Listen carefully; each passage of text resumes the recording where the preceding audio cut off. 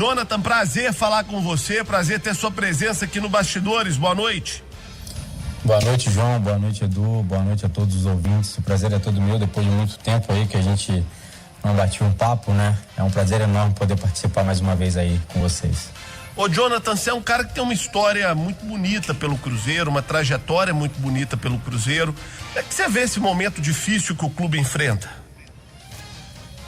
Cara, eu fico bem triste com toda essa situação que o Cruzeiro vem vivendo, né?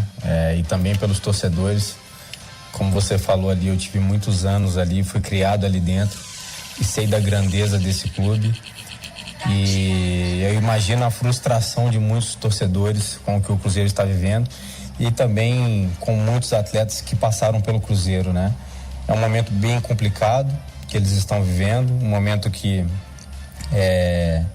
os dirigentes que ali estão têm que fazer um trabalho muito bem feito, com bastante coerência para que o Cruzeiro possa voltar ao patamar que nunca deveria ter saído. Você acompanhou de perto, porque você está aqui no futebol brasileiro de volta já há algum tempo, então mesmo não estando dentro do Cruzeiro, você acompanhava noticiário, via jogos, e acredito que você nunca tenha perdido esse vínculo afetivo com o Cruzeiro. Eu queria ouvir de você como é que você acompanhou essa queda do Cruzeiro. Quando eu falo da queda, não só a queda efetiva para a segunda divisão, mas o clube tem dado downgrades repetitivos, assim, a cada temporada, e quando a gente acha que não dá pra coisa ficar pior, ela piora ainda mais.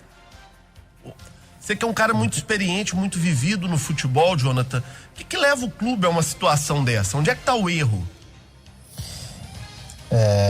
Para eu que estou de fora é difícil falar onde está o erro, né? Mas eu acompanhando à distância, acabava vendo muitas notícias. E eu, como jogador de futebol e vivendo dentro do clube de futebol como eu vivi todos esses anos da minha carreira, a gente sabe que muitas notícias que são lançadas, nem todas são verdadeiras. Mas muitas dessas notícias que foram lançadas na época da queda do Cruzeiro e com toda essa confusão que vem acontecendo, muitas delas são verdades. Tanto é que o Cruzeiro vem vivendo esse momento complicado. Dizer o que aconteceu é complicado, eu só consigo fazer uma análise assim por fora. A gente viu que o Cruzeiro gastou muito dinheiro, né, trazendo jogadores com valores astronômicos de salário e conseguiu títulos, mas a gente sabe que o patrocinador que o Cruzeiro tinha na época, com os salários altos que o Cruzeiro tinha que pagar por mês, era uma conta que não fechava, né? Então acabou que essa conta chegou, o Cruzeiro infelizmente não conseguiu honrar com seus compromissos, não só com atletas, mas com outras coisas mais. Eu ouvi dizer que na Toca 1 chegou a cortar a luz, eu não sei se isso é verdade ou não, mas é uma coisa que na minha época nunca aconteceu. Eu nunca tive um salário atrasado no Cruzeiro, nesses anos todos de clube. E eu fico triste pela situação que o clube se encontra, porque o clube que é acostumado a títulos, é acostumado a estar sempre jogando finais e tá vivendo essa situação é bem constrangedor pro torcedor, para aqueles atletas que ali passaram e ainda estão. É lógico que a culpa hoje vai cair em todos esses atletas e também naqueles dirigentes da época, mas eu acho que precisa fazer uma análise bem feita para saber realmente o que foi que aconteceu. Óbvio que tem bastante pessoas aí querendo ajudar o Cruzeiro a voltar ao patamar, mas a gente sabe que pelo tamanho do estrago que foi feito, isso é uma coisa bem difícil de acontecer, a não ser que tenha muita competência dos atletas, de comissão técnica e também do torcedor que possa estar empurrando o clube, mesmo à distância, apesar de nós sabermos da importância deles, mesmo quando não podem estar presentes no estádio, a gente sabe que eles podem estar ajudando de alguma forma pelas redes sociais ou até mesmo estar incentivando o time na chegada ao estádio e até mesmo na Toca da Raposa. Não nesse momento por causa da pandemia, então o que nós temos que fazer é ficar em casa nesse momento. Eduardo Panzi, sua pergunta pro Jonathan. Ô Jonathan, um abraço pra você, obrigado por falar com a gente aqui na Itatiaia. Tô vendo aqui sua carreira, né? Sempre clube grande, né, Jonathan? Cruzeiro, Santos, Internacional, Fluminense, agora o final de contrato com o Atlético Paranaense. Como é que você está programando o seu futuro daqui para frente, seu 2021? Vai jogar a Série A? Vai para uma Série B? Já tem algo encaminhado, Jonathan? Fala, Edu. Prazer é meu poder falar com vocês. Repito o que eu disse anteriormente. Cara, a princípio o meu planejamento é de continuar jogando a Série A, né? Obviamente que a gente sabe que o momento que nós estamos vivendo é bem conturbado. A princípio os meus representantes vêm conversando com alguns clubes, não tem nada oficial, né? Dependendo da proposta e do projeto de algum clube da Série B, eu deixo as portas abertas também para que isso possa acontecer, até porque a gente sabe que a Série B esse ano vai ser uma Série B bem forte, com clubes que estão acostumados a jogar a Série A, né? Tem bastante clube forte ali na Série B. Então, cara, a princípio a gente tá conversando com alguns clubes, tem analisado algumas coisas, mas de oficial não temos nada ainda não. O América é um desses clubes, Jonathan?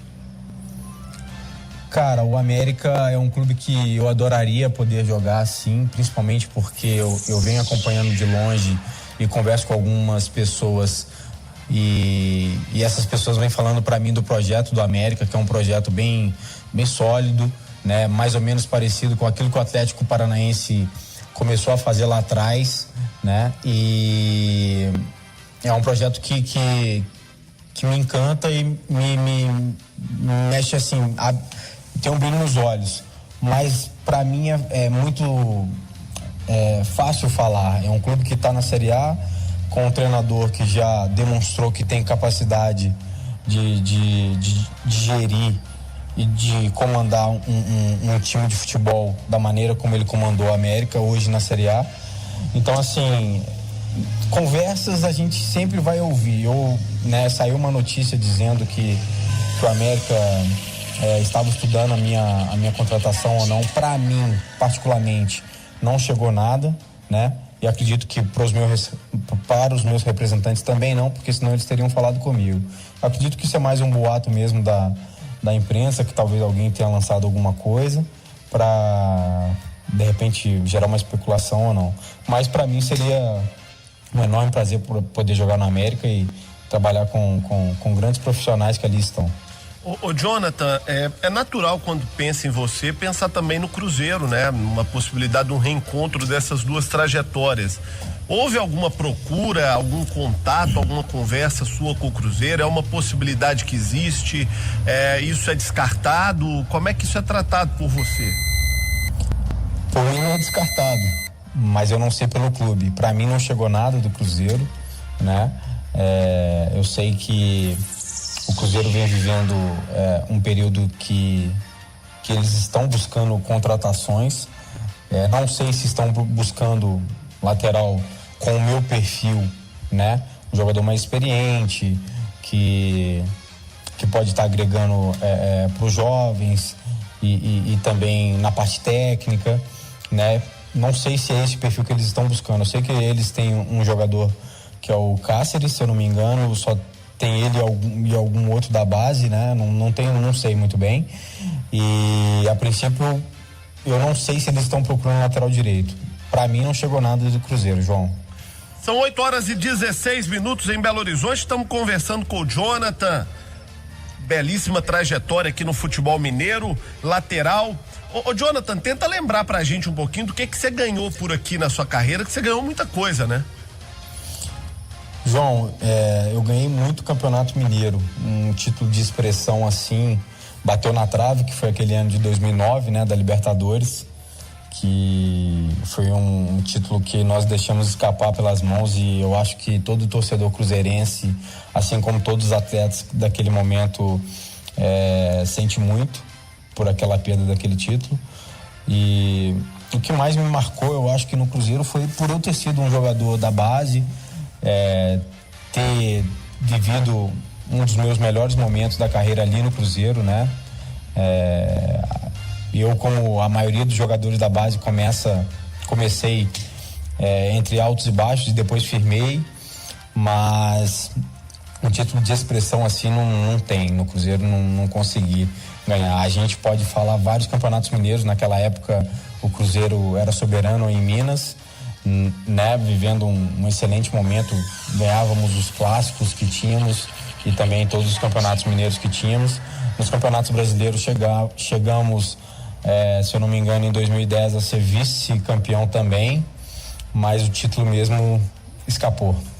Eu acho que esse aqui foi seu clássico mais marcante, né, Jonathan? O que mais ficou guardado na sua memória. Escuta aí. Olha a bola para Jonathan, recebeu, invadiu a área, bateu, é gol!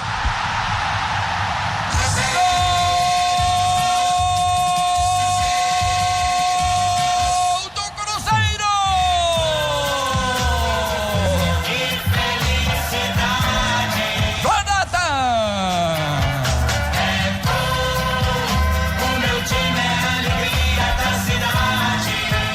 Completa Jonathan a goleada, enche a mão o Cruzeiro 5-0 e garante o título de 2009. Certamente foi marcante pra você, né, Jonathan? Sim, foi marcante pra mim, pra muitos torcedores. Hoje ainda, por alguns lugares que eu ando em Minas Gerais, que o torcedor me reconhece, ele sempre lembra desse jogo, fala do gol e com certeza ficou marcado na minha memória, né? É um título onde numa final um lateral fazer 2 gols é uma coisa realmente inédita, para mim pelo menos era naquela situação, e ficou marcado na minha memória. É bom reencontrar pessoas na rua que lembram desse gol aí. 8h18 em Belo Horizonte. Vamos fazer um rápido intervalo aqui com o Jonathan. Daqui a pouquinho eu volto com ele, com o Edu Panzi e com o João Vitor Cirilo aqui na Itatiaia. 8h23 em Belo Horizonte, recebendo o Jonathan, lateral direito, com longa história no futebol mineiro, em especial pelo Cruzeiro. O nosso Thiago Reis está lembrando aqui que você, segundo o nosso Alberto Rodrigues, era o touro sentado. Você já conseguiu decifrar o que significa isso? Não, eu ouvi dizer que tinha um jogador que tinha esse apelido e parecia que o meu estilo de jogo era similar ao desse atleta. Eu não sei o nome dele, não sei se é bem isso também, eu ouvi dizer que era isso. Eu peço então ao nosso querido Alberto Rodrigues, aos internautas, aos universitários e a todos que puderem informar a este gordo ignorante que aqui fala porque o touro sentado foi o apelido dado pelo nosso vibrante ao Jonathan. Eduardo Panzi, sua pergunta pro Jonathan. Ô Jonathan, me entenda bem, não tô falando que você tá final de carreira não, tá? Mas quando os laterais, alguns laterais, né, já chegam ali acima dos 30, 35, geralmente eles migram pro meio, né? Jogarem como um meia.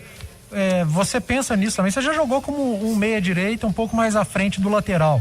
Como é que você pensa para sua carreira, para o seu futuro ser aproveitado no meio também? Eu vejo com bons olhos no Atlético Paranaense. É óbvio que a formação era formada, um dos volantes entrava no meio dos dois. O Paulo Autuori conversou comigo nessa ocasião e disse que ele queria fazer uma saída de 3 e me aproveitar um pouco por dentro pela qualidade de passe e tudo, e também para fazer com que a equipe adversária ficasse um pouco jogos aconteceram esse tipo de situação. Eu acho um treinador onde ele me dá essa oportunidade de chegar e falar para ele como que eu me sentiria jogando nessa posição. Ô Jonathan, você tá morando onde atualmente? Jogador de futebol é meio cigano, né? Vai formando várias famílias em vários lugares por onde passa, amigos, conhecidos, famílias afetivas. Hoje você tá onde depois de ter rodado o mundo? Eu tô na minha terra natal, tô em Ouro Branco, 100 quilômetros de Belo Horizonte. Eu falei aqui que você era de Lafayette, rapaz, eu cometi essa indelicadeza? É porque no documento tá escrito Conselheiro Lafayette, que foi onde eu nasci. Mas eu só fui nascer lá. Inclusive, isso gera uma polêmica danada aqui na região, porque o povo aqui da cidade, alguns chegam em mim falando: você fala que é de Conselheiro Lafayette. Eu falei: não, eu sou de Ouro Branco, eu só fui em Lafayette pra nascer. Tá certo, ó.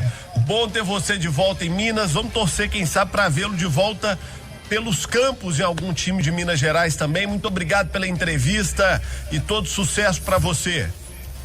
Obrigado, João. Eu que agradeço a oportunidade de estar falando com vocês aí, estar falando para todos os ouvintes.